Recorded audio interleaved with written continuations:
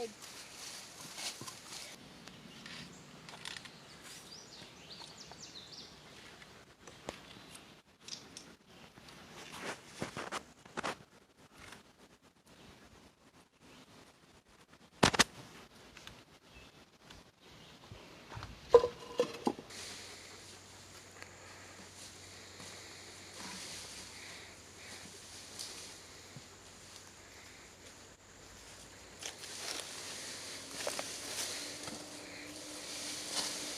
Intro.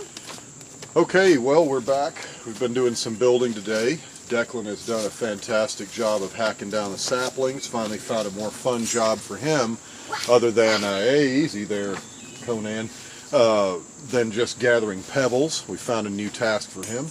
He is a master of the machete and the we're done with pebbles. brush saw. Where the trench has all been filled in, and now the foundation is completed all the way around. Finn, where are you going? You can see there's more sticks and saplings back here. We'll get a little wider view and pan the camera around so you can see more. We're now at the stage of where we're weaving the saplings and weaving the sticks in. That's the wattle portion. And all jokes aside about some big bad wolf going to blow your house down, no, it's not, because now if I made a house simply out of sticks, yes. If I made a house out of straw, yes. But combining those two with clay, sand, and straw, then we're going to have what is essentially sandstone. It will all become one solid mass. Now, yeah, if I wiggle this right now, it does wiggle a little bit, but with every stick that we weave in, it gets stronger. These aren't, like I say, these are not load-bearing walls. And yes, a bear could crash right through it right now, but once we pack the mud into it, and the wattle portion is basically to hold the mud in place. In this case, we're not doing so much of a stacked cob. The walls will, in essence, be about this thick.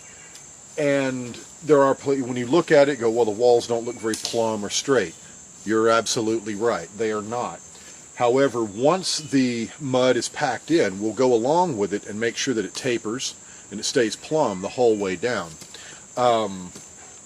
Let's just get another little view, let's get a little walk around view of it around here. Now you can see... you should switch the camera. Yes. Oh, you can't do that while recording. Yep. Just turn the phone around. Well, I want to make sure that it's framed here. Now, what we've got here, you can see there's a little more woven in there. The way basically we lash the stronger poles, as you see, the stronger sticks, the more flexible, bendable ones weave in between. We'll continue to weave these until it's just about like this. This is how we want it all to look. So every little twig that comes off of these branches that we cut down are actually used too while they're still pliable. Once it's about that thick, this mud will pack in. The wall will be just slightly less as wide as the foundation. Let's get a nice little view of all the foundation around here. And where possible, whenever it's possible, we wedge our lateral poles in between the rocks. This helps make it all that much more solid. Now, if you missed the previous portions regarding our roof and how we do that, the roof, as you see, these poles up here, these poles right here, right back here, our cedar poles there. We'll put I'll notch that out and put another pole across there. I've got a nice piece of hickory over there that I've been eyeballing. That will put one across there. Then we can start laying poles all the way across. We'll do a pitched roof.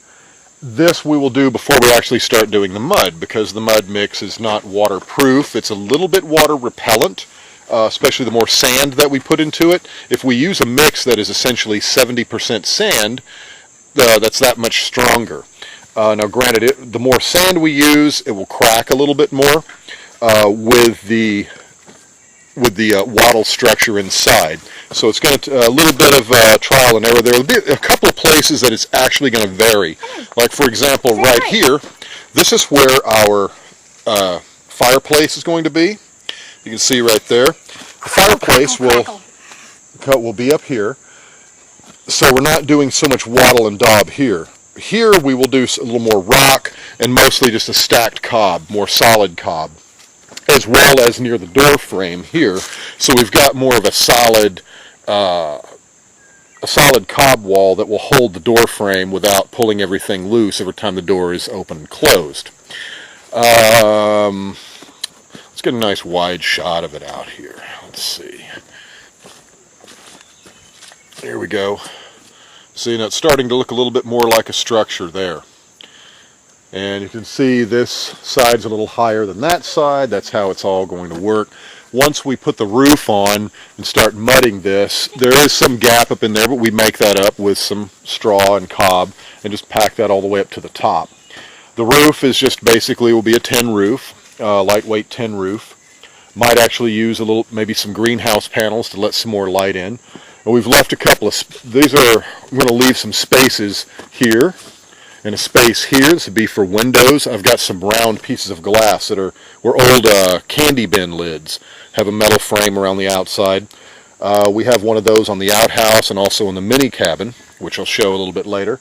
And those just mud right in. They're non-openable windows, but we'll have some that will open. I've got a couple of old window frames that came off of an old church, old wood-framed windows. We'll put that into a frame so we can actually hinge it and swing those open. With screens, of course, we'll want those. The door, haven't really decided what kind of door we're going to do. Probably use some of the old barn wood to build a door. Use some of the black iron hinges with the metal studs on them. Give that nice old look to it.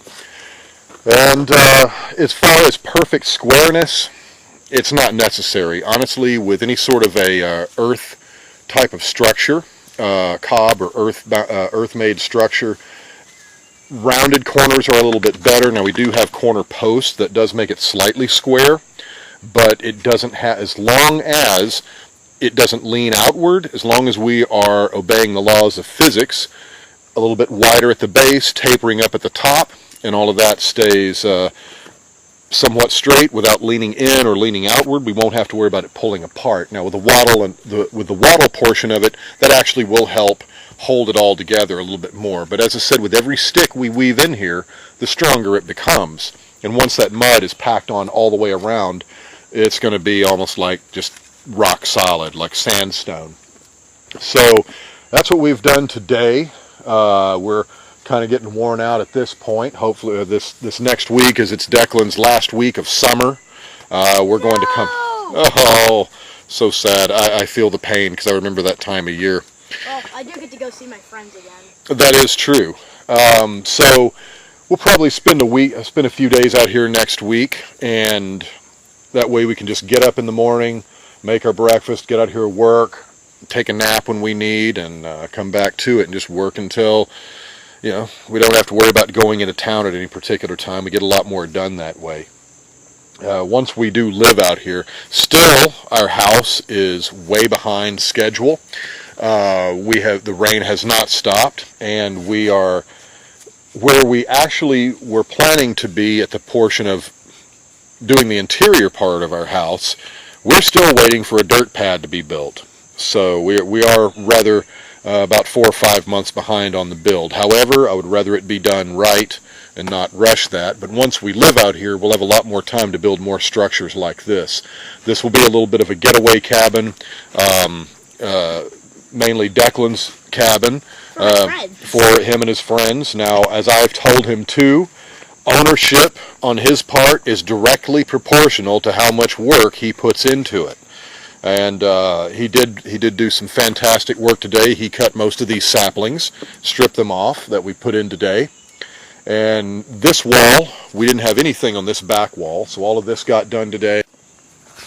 Oh, we had a technical glitch there and got cut off. So yeah, we've got this. We put in the wattle for this wall all today. Nothing was on there when we got here. We started putting in the laterals here, and this was the only portion of any weaving or wattle portion that we had done so far. Now we're going to have to take that tree out, of course, and hauled up some. That one? No, this one there. That one we can actually build the roof. We can cut a little notch of the roof out so that just goes right around it. Actually, I think it will just miss it, but we may cut a little portion out so it doesn't exactly It doesn't rub against it or anything like that. It's thick enough, and I don't think it'll blow much to really move the roof around. That one will have to go. We can actually probably use, well, no, we really can't. There's not a whole lot that's really useful there. It'll be useful for something, maybe some rustic furniture or whatnot. But we got a few more rocks up here.